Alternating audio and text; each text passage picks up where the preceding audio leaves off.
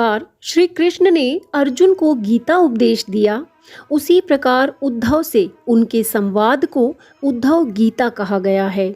उद्धव भगवान कृष्ण के सारथी रहे हैं, परंतु उन्होंने पूरा जीवन भगवान कृष्ण से अपनी कोई समस्या नहीं कही और ना ही कुछ मांगा और ना ही उनसे कोई वरदान प्राप्त किया।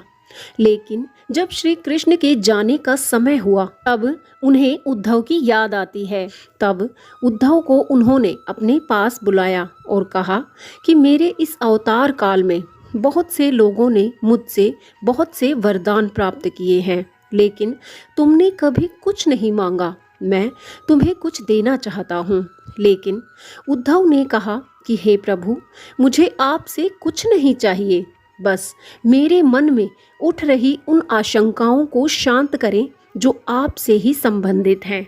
उद्धव श्री कृष्ण से पूछते हैं कि महाभारत के घटनाक्रम में बहुत सी बातें ऐसी रही हैं जिन्हें मैं समझ नहीं पाया प्रभु। आपने जो उपदेश दिए और आपका व्यक्तिगत जीवन, दोनों में कोई समानता मुझे दिखाई ही नहीं दी। हे प्रभु, क्या आप मुझे इसका कारण समझाकर मेरे मन की जिज्ञासा को शांत कर सकते हैं? तब श्री कृष्ण ने कहा, तुम बेझिझक होकर मुझसे पूछ सकते हो कि मैं तुम्हारे हर प्रश्न का उत्तर दूं। तब उद्धव पूछते हैं कि हे कृष्ण, सबसे पहले ये बताएं कि सच्चा मित्र कौन होता है? कृष्ण ने कहा कि सच्चा मित्र वो होता है जो जरूरत पड़ने पर मित्र की बिना मांगे मदद करे।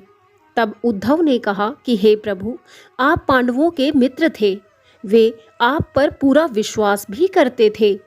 आप तो महाज्ञानी हैं, समय भी आपके ही इशारे पर चलता है।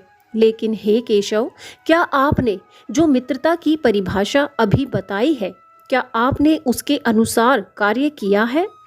आपने युधिष्ठिर को एक बार भी जुआ खेलने से नहीं रोका। आप तो भाग्य निर्माता हैं, आप कुछ भी चमत्कार कर सकते थे। आप चाहते तो पांडव जीत सकते थे। धन, राज्य और स्वयं को हारने के बाद उन्हें रोक सकते थे, उनका मन परिवर्तित कर सकते थे। जब दुर्योधन ने कहा कि पांचाली पांडवों के लिए बहुत भाग्यशाली है, हो सकता है वे अब की बार जीत जाएं, ये कहने पर पांडवों को संकेत क्यों नहीं दिया कि ये दुर्योधन का छल मात्र है? ऐसा करके वह पांचाली से अपने अपमान का प्रतिशोध लेना चाहता है। आपने हस्तक्षेप क्यों नहीं किया प्रभु? बल्कि आपने तो तब हस्तक्षेप किया जब पांडव सब कुछ हार चुके थे, यहाँ तक कि द्रौपदी अपना शील गंवा चुकी थी। आपने पूरे संसार को ये दिखाया कि आपने द्रौपदी की लाज बचाई, लेकिन जब उसे एक पुरुष बालों से पकड़कर घसीटते हुए पूरी सभा में बैठे लोगों के समक्ष नग्न करने के लिए छोड़ देता है, तो इसमें द्रौपदी का शील कहाँ बचा? आपने क्या रक्षा की उसकी? तो बताइए केशव, जब आपने संकट के समय ही मदद नहीं की तो आपने क्या धर्म निभाया? क्या यही धर्म है? ये प्रश्न श्री कृष्ण से कर पाना इतना आसान नहीं था। उनसे पूछते समय स्वयं उद्धव जी का गला रुद्ध गया था और आंखों से अश्रुधारा बहे जा रही थी। वास्तव में ये प्रश्न सबके मन के प्रश्न ही हैं। भला ईश्वर क्यों ऐसा करते हैं कि जब व्यक्ति संकट से जूझ लेता है तब थोड़ी सी मदद दिखाकर ईश्वर क्या दिखाना चाहते हैं? तब श्री कृष्ण मुस्कुराते हुए कहते हैं कि प्रिय उद्धव, यही सांसारिक नियम है। जो धैर्यवान विवेकशील होता है वही इस संसार में विजयी कहलाता है। चीरहरण के समय केवल दुर्योधन अपने विवेक से खेल रहा था, धर्मराज युधिष्ठिर नहीं। इसलिए पांडवों को पराजित होना पड़ा। दुर्योधन के पास धन दौलत तो बहुत थी, लेकिन वह पासे खेलना नहीं जानता था। लेकिन उसने अपने मामा शकुनी का द्यूत क्रीड़ा के लिए उपयोग किया और यही उसका विवेक था। अब युधिष्ठिर भी ऐसा कर सकते थे, अपनी ओर से कह सकते थे कि श्री कृष्ण हमारे पासे खेलेंगे, लेकिन धर्मराज ने ऐसा विवेक लगाया ही नहीं। जरा सोचो, यदि शकुनी और मैं खेलते तो कौन जीतता? पासे के अंक किसके अनुसार आते, उनके या मेरे अनुसार। इसमें भी कोई बात नहीं, वे मुझे अपने खेल में शामिल नहीं कर पाए। ये उनकी गलती थी, पर इतनी बड़ी नहीं थी। लेकिन जो सबसे बड़ी गलती उन्होंने की वो ये थी कि उन्होंने मुझसे प्रार्थना की कि मैं तब तक राजसभा में ना आऊं जब तक मुझे बुलाया ना जाए।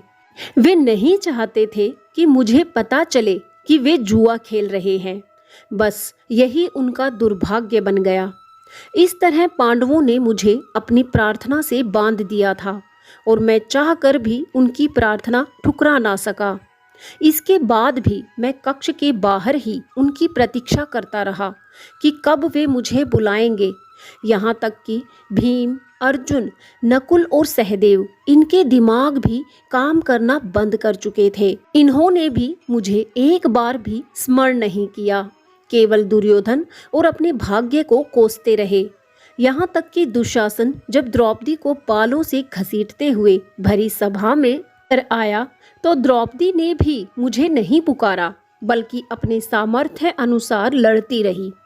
उसकी भी बुद्धि तब जागृत हुई जब दुशासन उसे निर्वस्त्र करने ही वाला था। तब उसने हरि हरि अभ्यम कृष्णा अभ्यम की गुहार लगाई, यानी तब द्रौपदी ने मुझे मदद के लिए पुकारा और मैं उसके लिए तत्परता के साथ हाजिर भी हो गया था।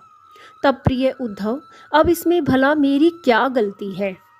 उद्धव जी कहते हैं कि हे प्रभु, आपकी व्याख्या संतुष्टि देने वाली नहीं है। आप यदि मेरे एक और प्रश्न का उत्तर दें तो शायद मैं समझ पाऊं कि आप सही हो या नहीं। तब उद्धव जी ने अपना दूसरा प्रश्न किया कि हे प्रभु, इसका तात्पर्य ये हुआ कि आप तभी आओगे जब आपको बुलाया जाएगा। क्या ये आपको नहीं करना चाहिए कि जब कोई भी आपका भक्त संकट में है तो आप स्वयं चले आएं? तब श्री कृष्ण बोले कि हे उद्धव, इस संसार में प्रत्येक प्राणी का जीवन उसके कर्मों के अनुसार ही चलता है। ना मैं उनका जीवन चलाता हूँ और ना ही इसमें कोई हस्तक्षेप करता हूँ।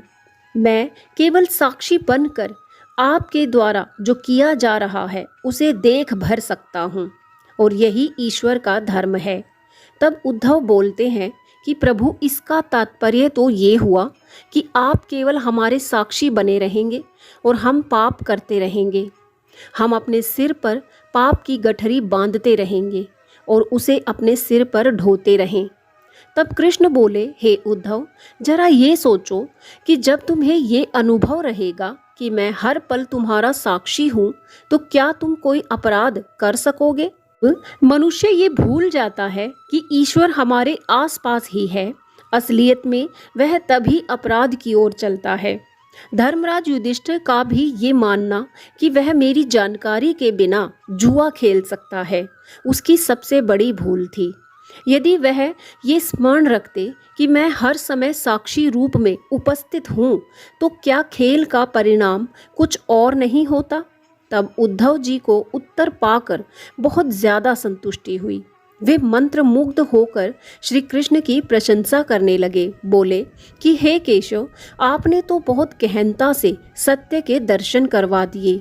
दरअसल हमारी प्रार्थना में हम ईश्वर को स्मरण करते हैं, ये हमारी निज भावना है। लेकिन साथ ही यदि हम ये याद रखें कि ईश्वर के बिना एक पत्ता भी नहीं हिल सकता तो हम उन्हें एक साक्षी के रूप में देखने लगते हैं।